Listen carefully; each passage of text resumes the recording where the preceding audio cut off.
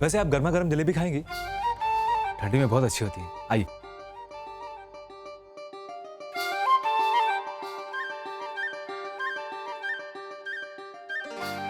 बैठिए।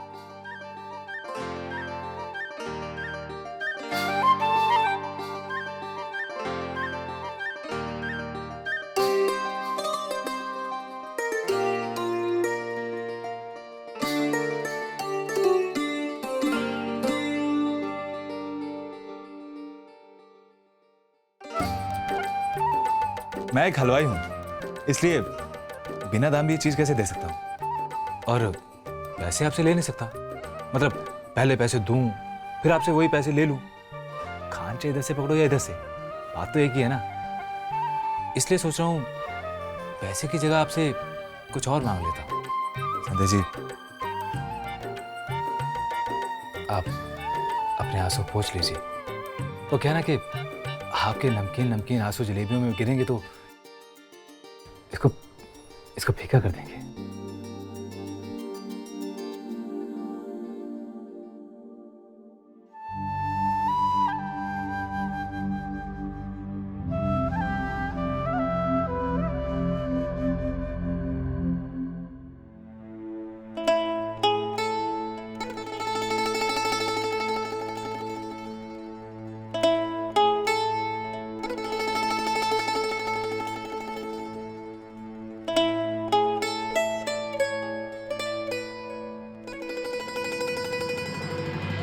ये दूध जलेबी खा लीजिए, ठंडी में बड़ी अच्छी लगती है।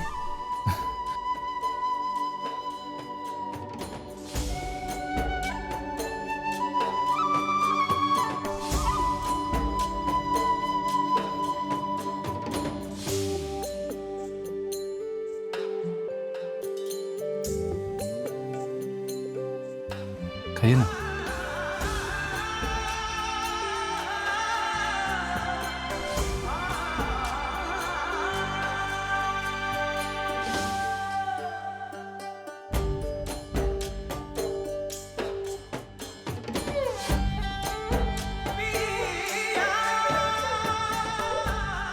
अच्छी बनी। ये दूध जलेबी।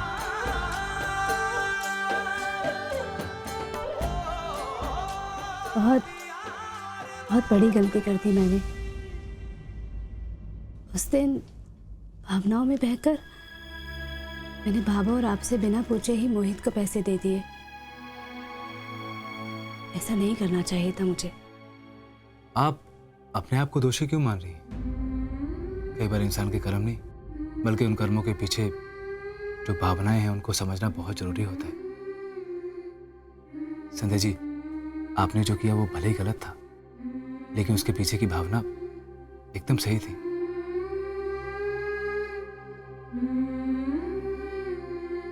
संध्या जी, आप इस घर के लिए नहीं थी। इस घर के नियमों को, इस घर के लोगों को आप समझी नहीं थी।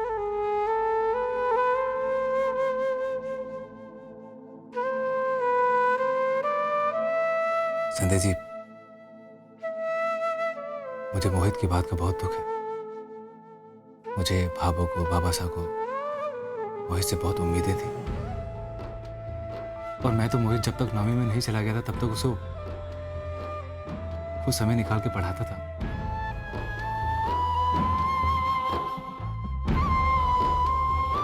वैसे पढ़ाई में मोहित बहुत तेज था,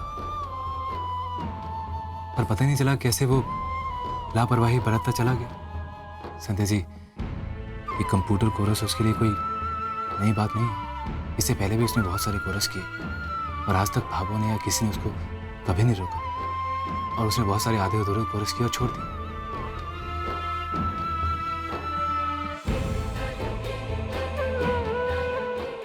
अरे आप जलेबी खाइए।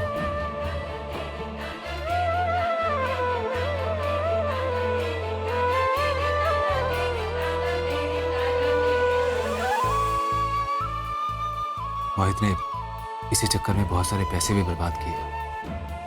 वैसे पैसे तो पैसों की जगह थे, लेकिन सबसे बड़ी बात उसने भाभो का विश्वास भी खोया। और कहीं ना कहीं वो अपने भविष्य की राह से भटक रहा था। इसीलिए भाभो ने उसको इस कोरस को करने को मना किया था।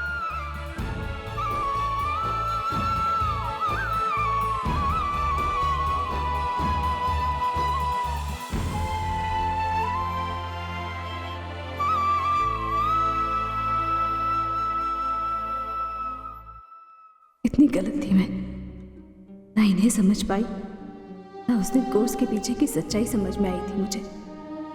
इससे गुस्से में कितनी बड़ी गलती कर गई मैं।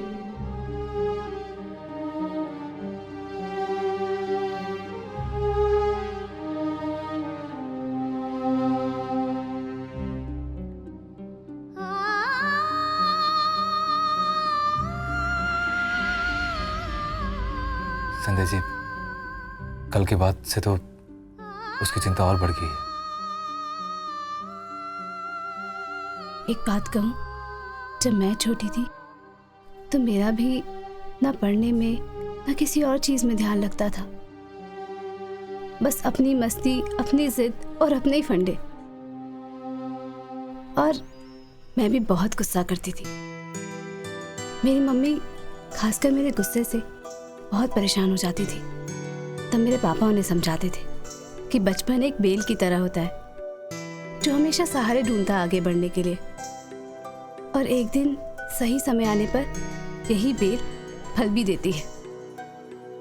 ऐसे ही सही समय आने पर मैं भी अपना लक्ष्य ढूंढ लूंगी और बाकी सब पीछे छूट जाएगा। और पता है आपको, एक दिन मेरे जीवन में भी वो सही वक्त आया जब गुस्से में मैंने किसी पर इंक फेंक दी थी। फिर तो आपको डांट पड़ी होगी ना? नहीं, डांटा होता तो शायद आज मैं ये संध्या नहीं होती। मेरी सोच शायद अलग ही होती। उन्होंने गुस्से से नहीं, बहुत प्यार से मुझे समझाया कि अगर मैंने अपने गुस्से को अपने ऊपर ऐसे ही हावी होने दिया तो शायद मैं अपनी ज़िंदगी की लड़ाई में पैर रखने से पहले ही अपनी आधी ताकत अपने गुस्से की वजह से खो दूंगी। उन्होंने मुझे समझाया कि हर समस्या का समाधान गुस्से से नहीं होता। जहाँ कहीं कुछ गलत हो उस पर बिगड़ने, भाषण देने या ये कहने की बजाय कि इस शहर का कुछ नहीं हो सकता, हमें खुद आगे बढ़कर कुछ करना चाहिए ताकि हमारे आने और जाने के बीच इस धरती में कुछ तो अच्छा बदलाव आए। और बस उस दिन से मैंने अपने पापा के दिखाए रास्ते पर चलना शुरू किया। पहले टीचर्स की डांट मुझे बहुत बुरी लगती थी, पर उसके बाद वही डांट मैं एक चुनौती की तरह लेने लगी और धीरे धीरे सब बदलने लगा। मेरा रिजल्ट, स्कूल में मेरी इज्जत, मेरी बातों को सुनना समझना, मेरा हौसला, सब धीरे धीरे बदलता गया। और तब मैंने जाना कि इंसान की सिर्फ बातों में नहीं, काम में भी दम होना चाहिए। कभी कभी हम गलती कर कर भी कितना कुछ सीख जाते हैं, है ना? और सूरज जी, जिस दिन मोहित की जिंदगी में वो सही वक्त आएगा उस दिन वो अपना लक्ष्य जरूर पहचान लेगा।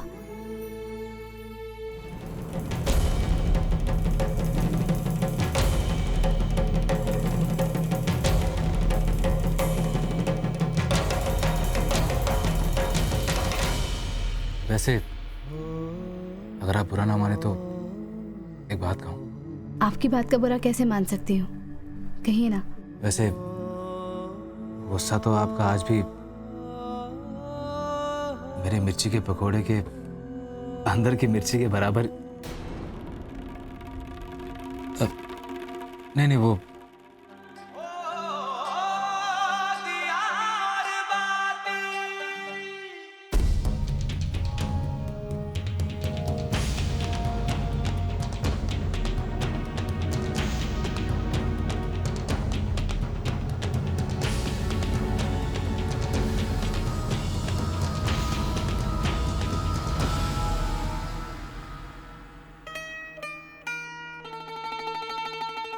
सूरज भैया, भाभो आपको बुला रही हैं। अरे छोटू, वो भाभो के साथ लेके जाने के लिए मिठाई के डिब्बे बांध दिए ना? हाँ सूरज भैया। संध्या जी, घर चलें? आइए।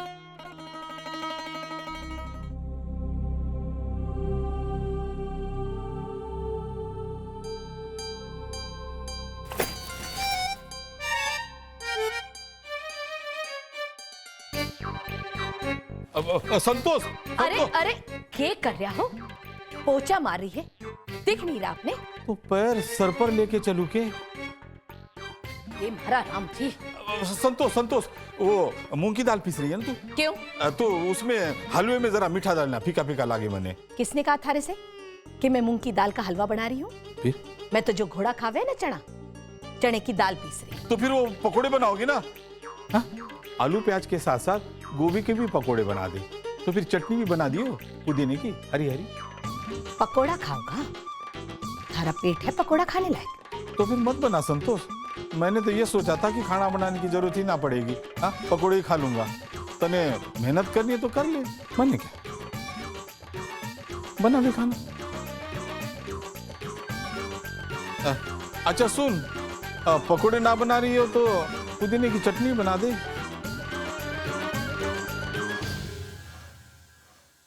तू क्या कर रही है?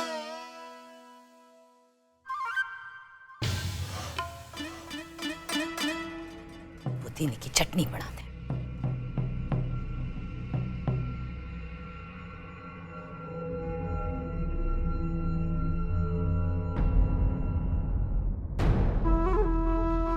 मीना बीननी, जी भाभो। ब्याह में लेने देने की साड़ियां तो कद लिया कर देगी। अगर थारी दुकान की साड़ियां घनी महंगी होगी है ना, तो फिर मैं बाजार से जाकर खरीद कर ले आऊं। प्रयोग कबूतरी, मार खाइए क्या? हाँ? तूने अभी तक भाभो को साड़ियां नहीं दी? एक बात को 1000 बार क्यों बोलना पड़ता है तुझे? नहीं नहीं भाभो, निकाल तो दी है मैंने, बस कपड़े धो के जाने ही वाली थी। रे अगर अलग रखी है तो किसी को भेजकर मंगवा क्यों नहीं देती? नहीं नहीं भाभो, वो क्या है ना, नजरों नजरों में तो मैंने निकाल रखी है, बस हाथों से निकालना बाकी है। कपड़े धो के अभी ले आती हूँ।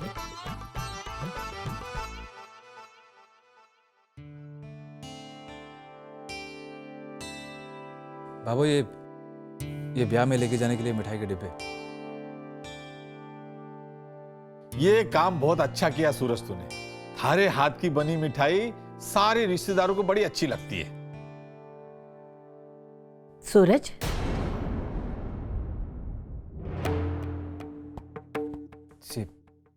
जी बाबू। 2 दिन के लिए जा रही हूं मैं, तो सोचा मैंने कि घर में जितने काम अधूरे पड़े हैं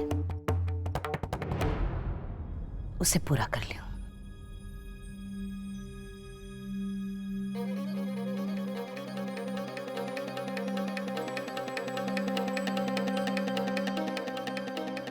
पंद्रह दिन दिए थे थारी बेनी, 4 दिन हो गए, और इन 4 दिनों में इतना कुछ हो गया है जितना 4 जन्मों में भी सोचा ना होगा। और हमारे को लगे है कि इन 4 दिनों में तूने भी अपनी बीवी के कई रूपों के दर्शन कर लिए होंगे।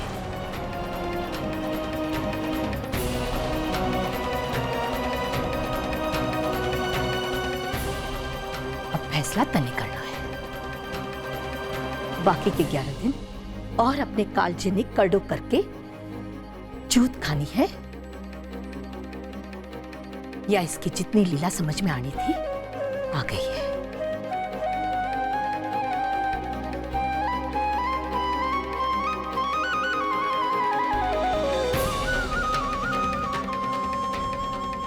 बाबू, इन 4 दिनों में मेरा विश्वास घटा नहीं, बल्कि और बढ़ा है।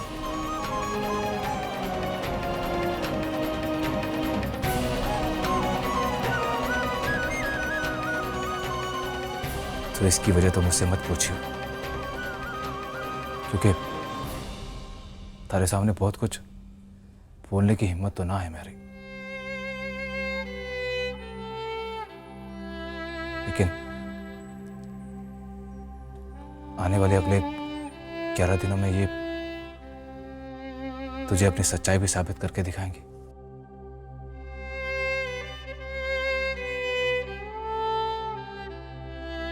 और जितना थारी नजरों में गिरी है उतना उठ के भी दिखाएंगे।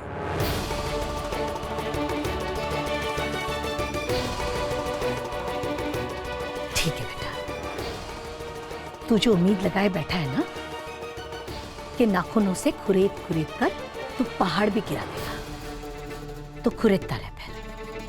मैंने भी जुबान दी है 15 दिन की, 15 दिन तक निभाऊंगी। 15 दिन के बाद तू अपनी जुबान निभाना।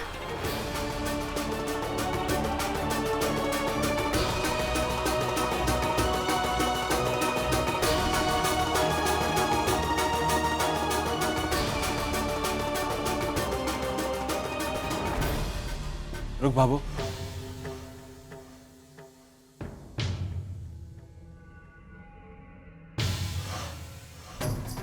बाबू बाबू, मैंने सोच समझ के एक फैसला लिया।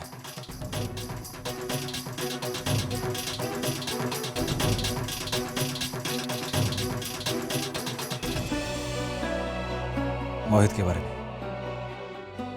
बाबू, तेरे ब्याह पे निकलने से पहले मैं मोहित से एक बार बात करना चाहता हूँ,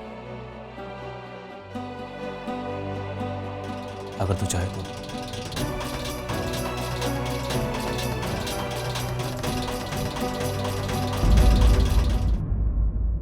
मोहित, तो क्या सोचा तूने आगे?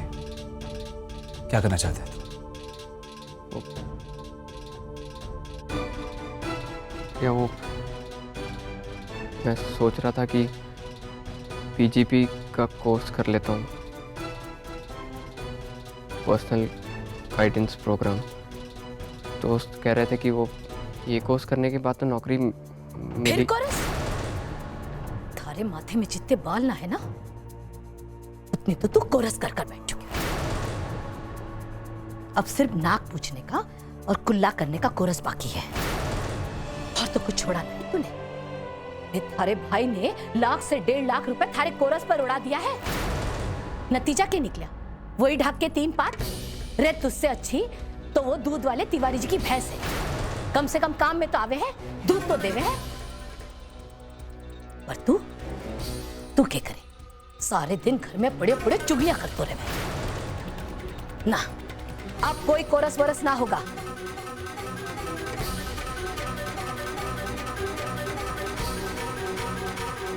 मोहित,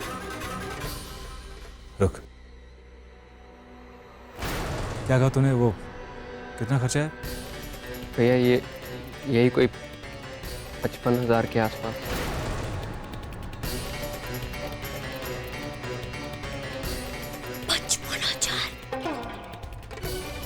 55,000? रे गेला हो गया है क्या?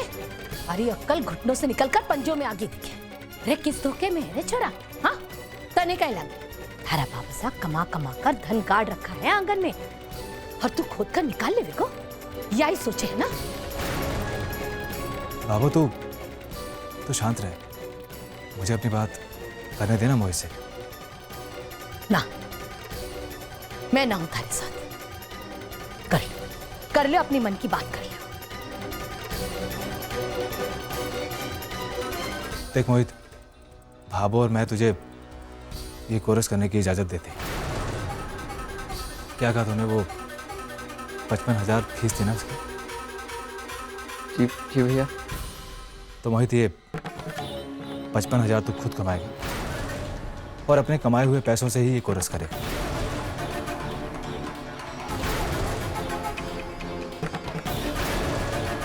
भैया, देख मोहित, तेरे कॉलेज की पढ़ाई तो पूरी होगी और अब तुझे अपनी जिम्मेदारियां उठाना भी सीख लेना चाहिए। भैया, मुझे नौकरी करने में कोई तकलीफ नहीं है। मैं तो खुद ही चाहता हूँ कि एक अच्छा सा कोर्स करके कोई अच्छी नौकरी कर लूँ, लेकिन आप बाहर निकल के देखो भी, नौकरी मिलना इतना आसान नहीं है। नौकरी है, अरे नौकरी तैयार करी है, अरे इंतजार करिए। मतलब मोहित, आज से तू मेरे साथ मेरी दुकान पे काम करेगा।